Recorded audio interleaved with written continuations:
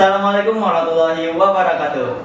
Halo teman-teman semua, kembali lagi bersama kami di Big Air Al-Fatih. Nah, kali ini kita akan membahas suatu problematika yang saat ini sering terjadi di masyarakat di sekitar kita sendiri. Yang mana problem itu sendiri adalah peran keluarga dalam remaja. Oke, tapi sebelum itu kita kedatangan nih salah satu tamu yang gak kalah kerennya dengan tamu-tamu sebelumnya, yaitu mari kita sambut beliau, yaitu Bu Nurina Handayani. Kepada beliau kami persilahkan. Halo semua. Halo Bu. Halo Bu. Gimana Bu perjalanan sampai sini Bu? Aman?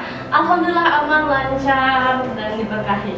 Oke ya Bu, semoga aja nanti pulangnya juga diberkahi juga ya Bu. Amin amin. Oke.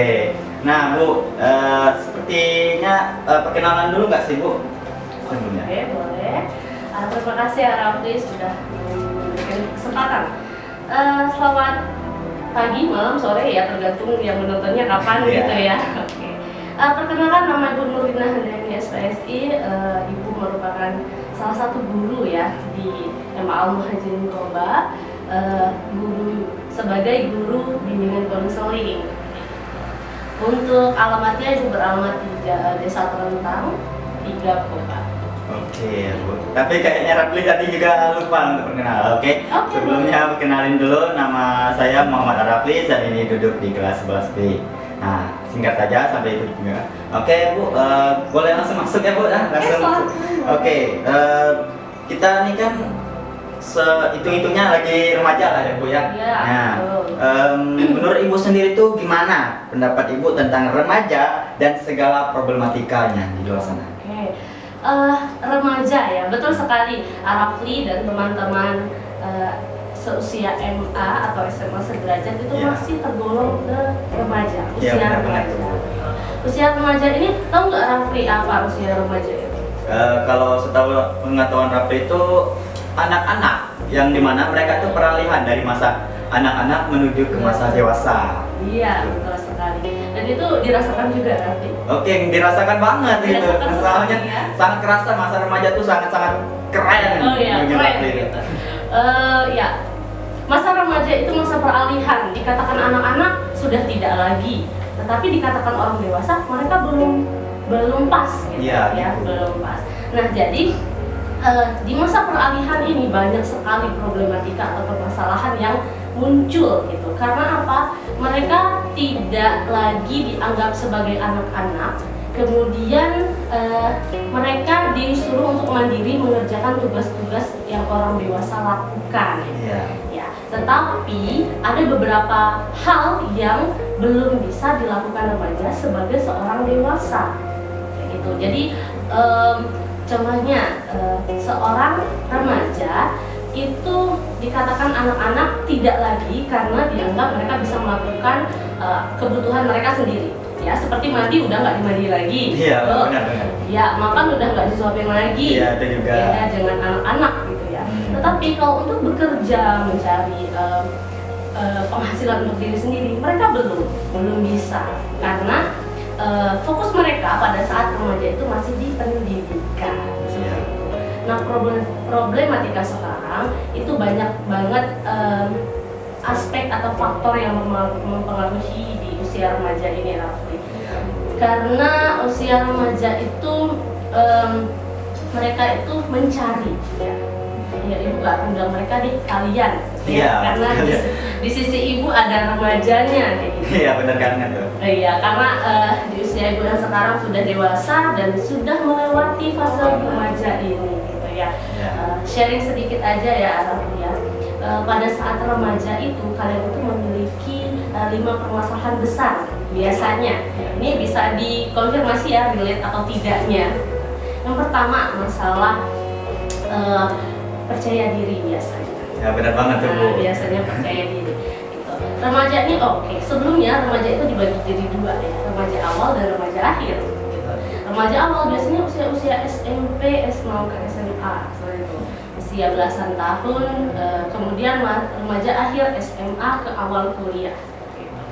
Nah, jadi permasalahan pertama tadi ya, kepercayaan diri. mereka itu kalau tidak didukung oleh keluarga yang bisa mensupport mereka dengan baik, anak-anak ini bisa remaja gitu ya, bukan lagi anak-anak ya. Iya, benar-benar. Remaja ini akan tumbuh menjadi seseorang yang kurang percaya diri. Iya. Saya ini siapa sih sebenarnya? Apakah saya worth it gitu ya? Apakah saya berguna untuk dunia ini, untuk diri saya sendiri? Nah, kepercayaan diri itu kian melemah kalau misalnya tidak dapat dukungan dari orang tua. Itu permasalahan yang pertama. Permasalahan yang kedua adalah biasanya itu pertemanan atau persahabatan. Oh iya, benar banget tuh. Pertemanan atau persahabatan, karena remaja ini lebih dekat dengan teman seusianya biasanya. Iya, benar banget. Sampai lupa sama orang tuanya. Oh jangan ya, jangan sampai ya. Iya, karena memang mungkin kalau ada yang punya adik, orang tuanya itu lebih fokus ke adiknya yang masih anak-anak seperti itu. Sedangkan kakaknya yang sudah remaja ini dianggap sudah bisa mandiri, sudah bisa mengurus urusannya sendiri. Jadi akhirnya ketika mereka punya permasalahan pribadi, remaja-remaja ini punya permasalahan pribadi, larinya itu kemana? Ke teman-temannya, gitu ya. Tapi terkadang karena mereka ini masih sesama remaja, kalian masih sesama remaja, permasalahan yang dicurhatin belum tentu selesai. Benar banget tuh. Belum tentu bisa langsung dapat solusinya. Akhirnya jadi permasalahan baru. Ada yang sudah percaya, namun terjadi sedikit permasalahan di situ, akhirnya kepercayaan itu hilang ataupun pudar. Nah, itu permasalahan persahabatan itu biasanya terjadi di kalangan remaja. Yang kedua, yang ketiga itu permasalahan pendidikan, ya pendidikan. Remaja-remaja itu penting. Mereka sadar bahwa pendidikan itu penting. Iya. Ya. Mereka sadar kalau pendidikan itu berguna untuk mereka. Namun ada beberapa faktor juga yang mempengaruhi mereka. Akhirnya ada yang merasa mereka bersekolah atau menggapai pendidikan itu sesuatu yang memberatkan mereka. Ya, benar banget tuh. Ada yang beberapa pelajaran mungkin yang motivasi belajar itu rendah di sekolah, dengan alasan yang bermacam-macam. Nah, ini menjadi problematika atau permasalahan yang terjadi di remaja, dan ada hubungannya juga dengan peran keluarga dan peran orang tua. Mungkin nanti kita bisa bahas di pertanyaan yang selanjutnya ya. Oke Bu, langsung saja pertanyaan selanjutnya, yaitu gimana sih cara orang tua itu memberikan solusi kepada remaja untuk mengejar cita-citanya tanpa menekankan remaja itu? Oke, baik. Bagaimana cara orang tua memberikan dukungan terhadap anak atau remaja, kemudian mengenai cita-citanya, ya, tanpa memberikan tekanan. Yang pertama tentunya anak itu harus ditanya dulu sesuai dengan keinginan, ya, keinginan remaja itu sendiri. Kemudian dicocokkan dengan keinginan dari orang tuanya, gitu ya. Orang tua kan penuh harapan nih terhadap seorang remaja, gitu ya. Harapan orang tua bisa remaja ini bisa tumbuh menjadi dewasa yang baik, kemudian seorang dewasa yang mempunyai penghasilan, mempunyai karir yang menjanjikan, gitu. Nah, ketika ada dua jawaban misalnya antara remaja itu sendiri dengan orang tuanya misalnya bertolak belakang, nah itu harus dicarikan solusi, gitu ya, win-win solution, artinya solusi yang sama-sama menguntungkan. Jadi tidak ada paksaan, tidak ada paksaan. Kemudian seorang remaja sendiri pun mereka juga harus mengerti, gitu ya, mengerti yang pertama mengerti diri mereka sendiri, kapasitas mereka itu di mana, bisa nggak untuk mewujudkan cita-citanya itu. Kalau bisa, berusaha, gitu ya. Kemudian yang kedua harus mengerti posisi orang tua mereka, gitu. Apakah orang tuanya mampu untuk membantu mereka untuk mewujudkan cita-citanya, atau misalnya mengalami kendala, gitu. Ketika mengalami kendala, apalagi kendala dari ekonomi, remaja ini yang mungkin bisa lebih pintar dari orang tuanya, mereka harus cari solusinya juga. Dengan cara apa? Cari beasiswa, cari badan-badan yang membuka beasiswa untuk dia bersekolah lebih tinggi lagi, akhirnya cita-citanya bisa tercapai pada akhirnya. Jadi tidak ada paksaan gitu ya, antara orang tua, tidak ada tekanan untuk membuat anak itu berkarir seperti apa. Gitu. Contohnya misalnya Arafti, cita-citanya menjadi programmer seperti itu. Arafti sudah mempersiapkan sendiri. Nah, orang tua itu perannya itu memfasilitasi. Gitu, Arafti.